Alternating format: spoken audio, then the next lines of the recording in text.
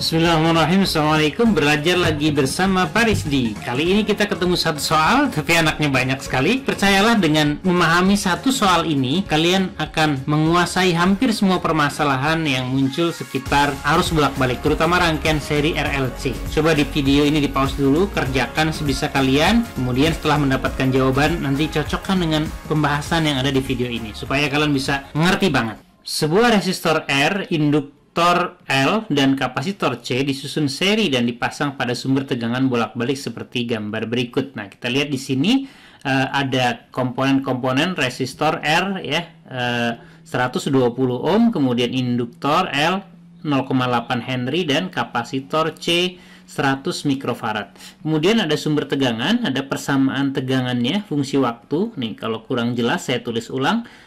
Tegangannya sama dengan 100 akar 2 sin 250T ya, dalam satuan volt. Dari persamaan tersebut kita bisa langsung menentukan beberapa besaran yang ditanyakan di sana. Nih, pertama tegangan maksimum. Tegangan maksimum itu tinggal baca aja dari sini, amplitudo tegangan ya. Ini adalah tegangan maksimum, V maksimum.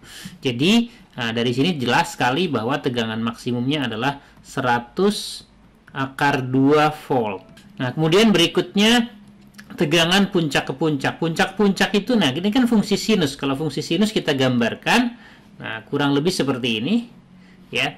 Nah, maksimum itu yang ini, ya, Vmax yang tadi kita sudah tentukan. Nah, kemudian ini ada negatif maksimum ke bawah, ya. Namanya puncak ke puncak itu dari yang paling atas sampai yang paling ke bawah, ya. Jadi ini V peak to peak atau puncak ke puncak itu adalah 2 kali V maksimum ya. Jadi 2 kalinya tinggal dikali 2 saja beres. Jadi kita akan dapatkan 100 dikali akar 2 dikali 2 ya, 2 kalinya ya. Jadi sama dengan 200 akar 2 volt. Kemudian yang berikutnya, karena ini fungsi sinus ya, fungsi sinus tegangan efektifnya itu adalah tegangan maksimum, nilai maksimum dibagi dengan akar 2. Nah, jadi kita punya 100 akar 2 dibagi dengan akar 2. Jadi dapat sama dengan 100 volt, itulah tegangan efektif dari sumber. Pertanyaan berikutnya adalah frekuensi sudut. Nah, jadi dari persamaan V sama dengan 100 akar 2 sin 250T, kita bisa langsung baca pengalinya T ini adalah omega atau frekuensi sudut ya. Jadi jelas sekali omega atau frekuensi sudutnya adalah 250 radian per sekon. Kemudian pertanyaan berikutnya adalah reaktansi induktif, atau biasanya kita lambangkan dengan XL ya. Reaktansi induktif sama dengan omega L ya. Nah, omeganya sudah kita temukan tadi 250, kemudian L-nya induktansinya itu adalah 0,8 Henry ya. Iya, 200 ohm. Jadi reaktansi induktifnya adalah 200 ohm. Pertanyaan berikutlah reaktansi kapasitif, atau biasanya kita lambangkan dengan XC ya. XC itu 1/, omega C sama dengan 1/250, kemudian C-nya itu adalah 100 mikrofarad. Jadi 100 mikronya kita ubah jadi 10 pangkat minus 6 ya. Ada 10 pangkat 2 ya. Ini 10 pangkat 2, kemudian ini 10 pangkat min 6 jadi 10 pangkat min 4. Ada 10 di sini jadi 10 pangkat minus 3. Pindahin ke atas jadi 10 pangkat 3 alias 1000 ya. 1000 dibagi 25. Kalau 100 dibagi 25 kan 4. Jadi ini 40 dong ya. Nah, reaktansi kapasitifnya 40 ohm. Berikutnya impedansi. Impedansi itu biasanya kita lambangkan dengan Z. Nah, sama dengan akar ya dari R kuadrat ditambah dengan XL dikurang XC dikuadratkan. Yang R-nya adalah 120 ohm, jadi 120 kuadrat ditambah dengan ini 200 XL, kemudian XC-nya 40 ya, dikuadratkan. Nah, ini angka istimewa ya, angka istimewa karena 120 ini adalah kita buatnya kelipatan 40 dikali 3. Jadi ya 3 dikali dengan 40 nih, kuadrat. Nah, kemudian ditambah ini 200 dikurangi 40 itu 160. 160 itu 4 dikali 40. Jadi ini 4 kuadrat kali 40 kuadrat. Jadi 40-nya sama ya. Keluarkan karena ada 40 dua-duanya diakarkan jadi 40 keluar. akar 3 kuadrat ditambah dengan 4 kuadrat. Jadi dapat nih sama dengan, ini 5 kan ya, terkenal sekali, 5 kali 4 nih 200. Jadi impedansinya adalah 200 ohm. Pertanyaan berikut tentang sifat rangkaian, apakah dia resistif, induktif, atau kapasitif, dan alasannya apa. Nah, untuk menentukan sifat rangkaian itu kita cukup membandingkan nilai XL dengan XC ya. Kita tahu dari data sebelumnya, dari jawaban sebelumnya kita punya XL sama dengan 200 ohm, XC-nya adalah 40 ohm. Jadi cukup jelas dari sini kesimpulannya adalah si XL-nya itu lebih besar daripada XC. Karena XL-nya lebih besar daripada XC, maka yang akan dominan itu sifatnya L. L itu induktor. Berarti rangkaiannya itu akan bersifat induktif. Berikutnya kuat arus maksimum, I maksimum. I maksimum tinggal dibagikan V maksimum ya, dibagi dengan impedansi atau Z ya. Jadi V maksimum tadi 100 akar 2, kemudian Z-nya barusan kita hitung 200 ohm ya. Jadi kita akan dapatkan ini 1/2 ya, 1/2 akar 2. Jadi 1/2 akar 2 ampere itu adalah arus maksimumnya. Kemudian berikutnya kuat arus puncak ke puncak, sama seperti tadi, puncak-puncak itu adalah 2 kali nilai maksimum, berarti I peak to peak-nya adalah 2 kali I maksimum. Nah, berarti 2 kalinya itu ya, tinggal 2 kali setengah akar 2, berarti sama dengan iya akar 2 ampere. Lanjut, kuat arus efektif, I efektif. I efektif sama dengan, nah, kalau ini fungsi sinus juga ya, sinusoid, jadi kita akan punya nih I maksimum dibagi dengan akar 2 ya, tinggal dibagikan aja. Nah, I maksimumnya tadi berapa? Setengah akar 2 ya. Nah, dibagi dengan akar 2. Akar 2-nya hilang, jadi dapat setengah ampere. Jadi I efektif adalah setengah ampere. Nah, sebetulnya setelah kita menemukan I efektif ya, atau biasanya kita lambangkan dengan huruf I kapital saja ya, seperti ini. Nah, kita bisa menentukan beberapa besaran yang saya lupa buat pertanyaannya. Nah, itu tegangan ya, tegangan pada masing-masing komponen ya. Kita tambahkan aja pertanyaan ini, pertanyaan bonus ya. Tegangan pada tiap komponen. Kan tadi komponennya ada 3 ya. Ada resistor, ada induktor, dan ada kapasitor. Nah, jadi pertama misalnya kita ditanyakan tegangan pada resistor, V pada R ya. Jadi tinggal I efektifnya dikali dengan R. Nah, barusan kita dapatkan I efektifnya itu setengah ampere, sedangkan R-nya tadi kita punya data 120 ohm. Jadi kita dapatkan 60 volt. Itu tegangan di resistor. Berikutnya tegangan pada induktor ya, VL ya. VL itu I dikali dengan XL ya. Mirip ya, kalau di R itu I kali R, nah di induktor I kali XL. Nah, I-nya setengah, kemudian XL-nya 200. Jadi kita akan dapatkan ini 100 volt. Kemudian tegangan pada kapasitor V pada C. Nah, itu sama dengan I dikali dengan XC. Nah, jadi sama dengan setengah dikali XC-nya tadi kita hitung 40 kan ya, 40 reaktansi kapasitifnya.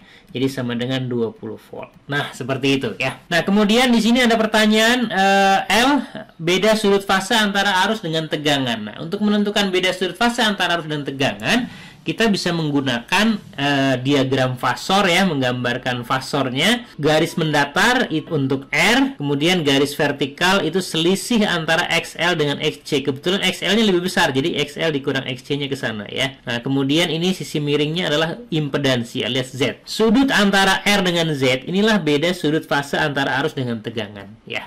Kalian bisa menentukan menggunakan tangan, cos, sinus, atau apapun boleh ya, sin, cos, tangan ya. Nah, tapi yang umum digunakan itu kita biasa menggunakan tangan. Kenapa? Karena dari tangan itu nanti kita akan dapatkan positif negatifnya untuk menentukan apakah dia sifatnya tegangan yang duluan atau arus yang duluan ya, induktif atau kapasitif. Nah, dari sini kita bisa dapatkan tangan theta yang kita gambar itu adalah tangan itu kan depan dibagi samping ya. Nah, XL dikurang XC dibagi dengan R.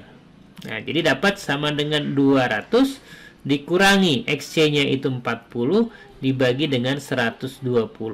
Jadi kita dapat ini selisihnya adalah 160 dibagi dengan 120. Kalian bagi 40, kita akan dapatkan 4/3.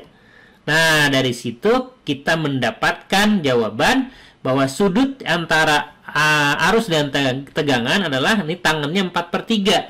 Yang tangannya 4/3 itu sudut berapa? 53 derajat ya. Nah, sudutnya adalah 53 derajat. Nah, dalam kasus ini karena XL-nya lebih besar, berarti fase tegangan mendahului fase arus dengan sudut sebesar 53 derajat.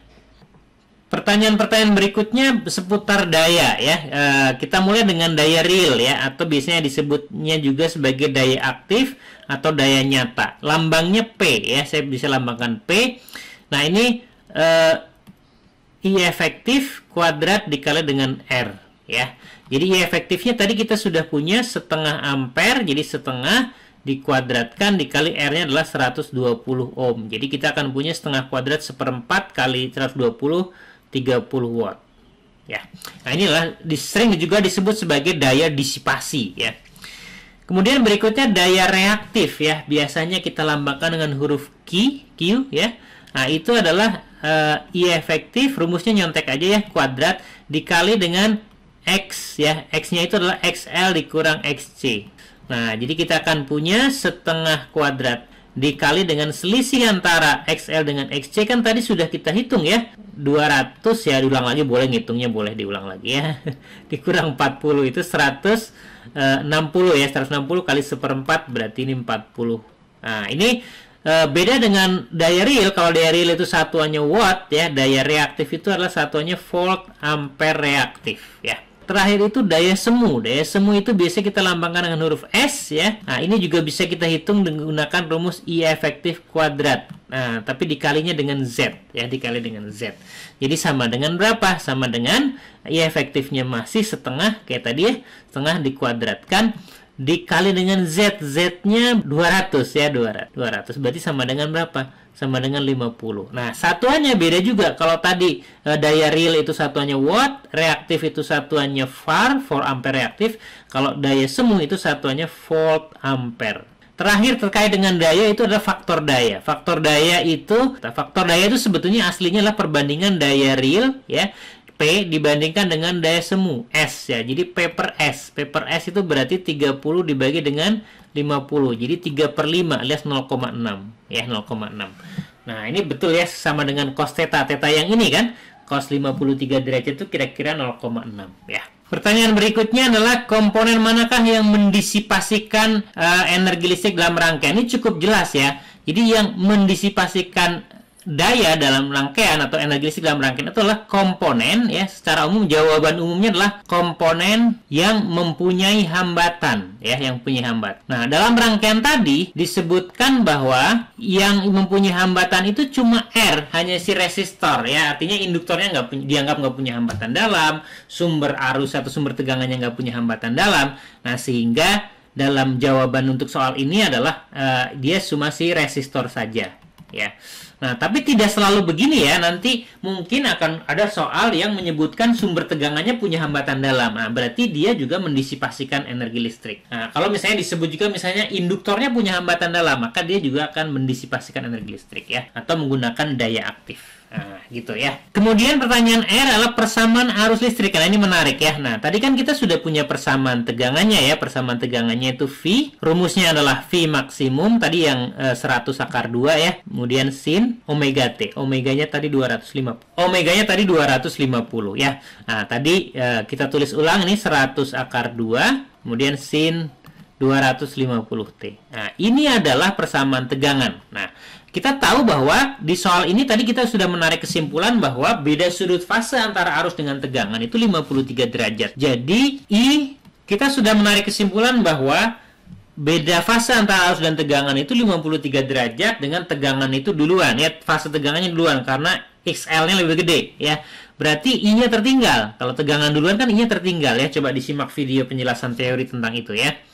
Nah, ini I-nya berarti kita bisa tuliskan sebagai I maksimum sin omega T. Ingat tegangan duluan artinya arus tertinggal, min theta yang tadi sudah kita hitung ya. Jadi tinggal masukkan aja angkanya sebetulnya ya.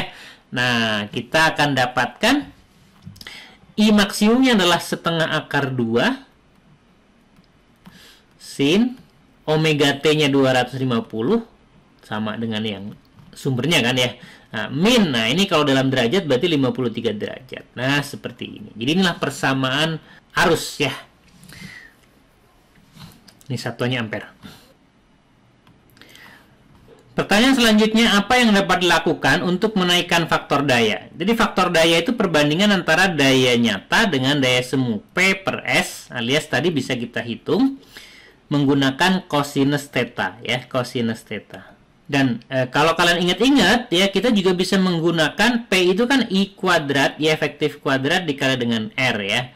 Nah, kemudian S itu adalah I efektif kuadrat dikali dengan Z ya. Jadi ini sama dengan R per Z. Nah, berarti kalau ingin menaikkan ya, dari sini secara matematik kita bisa amati untuk menaikkan faktor daya berarti karena di sini faktor daya bisa dihitung dengan R per Z, berarti pertama yang jelas terlihat dari rumus berarti kita bisa mengganti atau menaikkan hambatan. Nah, jadi hambatannya yang dinaikkan. Jadi faktor dayanya akan meningkat ya, meningkat. Kemudian berikutnya lagi adalah ingat bahwa tadi kan kita menggambarkan begini diagram fasor ya, diagram fasornya kita gambar begini. Kita punya theta di sebelah sini, kemudian kita punya R, kita punya XL min XC. Ya, ini Z di sini.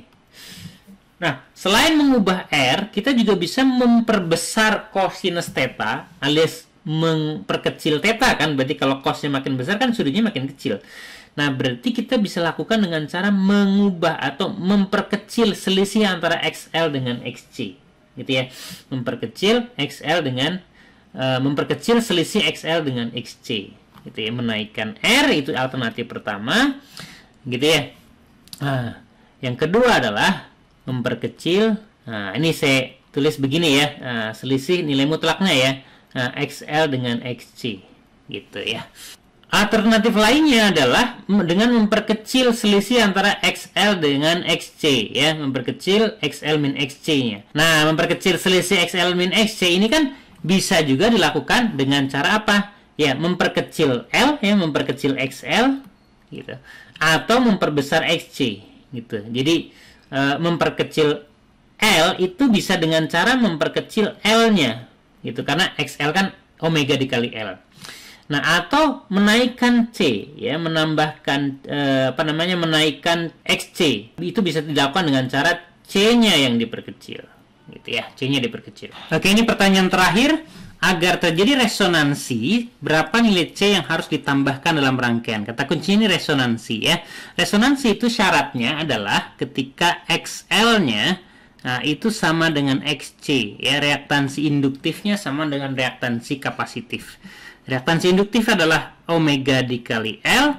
Nah, reaktansi kapasitif adalah seper omega dikali C ya. Nah, tapi tadi C-nya kan ada ya nilainya ya. Jadi kita sebut nih C-nya C keadaan 2, kita sebut C aksen ya. Nah, C aksen. Jadi kita akan dapatkan dari sini C aksennya berarti harus memenuhi seper omeganya tuh ada 2 dikalikan ya. Jadi omega kuadrat dikali dengan L.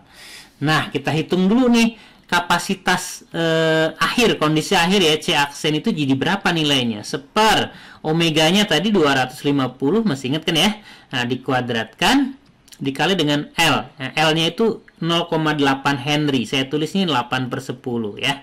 Nah, saya tidak terlalu suka sih kuadrat-kuadrat ya. Nanti bingung nulisnya, ngitungnya terutama ya. Kalian sih, saya sih nggak terlalu bingung ya.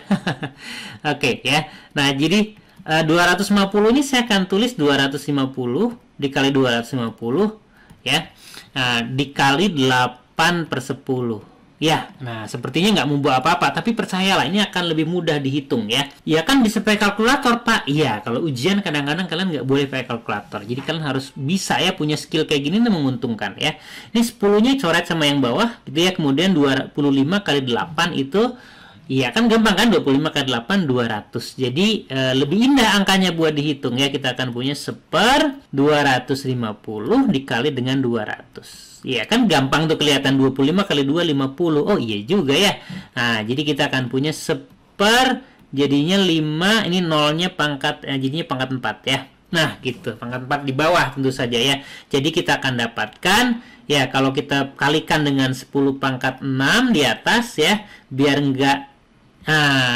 nggak jadi berubah, jadi 10 pangkat 6 saya kalikan dengan mikro. Mikronya kan 10 pangkat min 6. Nah, ini dibagi, ini tadi kan 10 pangkat 4 gitu ya. Nah, jadinya ada pangkat 4, ada pangkat 6, tinggal pangkat 2. 100 ya, 100 bagi 5 itu 20 ya. Berarti kapasitas kondisi akhirnya adalah 20 mikrofarad ya. Nah, ini jawabannya, tapi ya ini adalah kapasitas pengganti kondisi akhir. Nah, yang ditanyakan kan tadi apa yang harus ditambahkan ya, yang ditambahkan. Jadi rangkaiannya nanti harus jadi begini. Nah, ini katakanlah tadi yang awalnya adalah C1, yang mau dipasang itu C2. Nah, si C aksen itu adalah gabungan dari dua ini C aksen ya, yang sama dengan 20.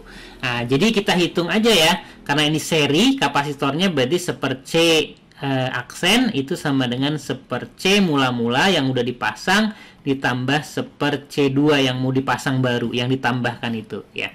Jadi seper 20 mikronya saya buang dulu aja ya, biar gampang nanti ngitungnya. C1-nya 100 ditambah seper C2. Jadi pindah ruas, kita akan punya seper C2 itu seper 20 min seper 100. Samakan penyebutnya, kita akan punya 5 dikurang 1 dibagi 100. Ya, ini sama dengan 4 bagi 100. Sudah kelihatan ya, jangan lupa dibalik. Oh, berarti C2-nya adalah 100 bagi 4 ya. 100 bagi 4 itu adalah 25. Jangan lupa mikronya dikembalikan lagi. Oh, jadi jawabannya adalah 25 mikrofarad. Jadi rangkaian ini harus ditambahkan kapasitor baru secara seri sebesar 25 mikrofarad supaya terjadi resonansi. Oke, itu dia satu soal beranak banyak yang mudah-mudahan bikin kalian ngerti banget.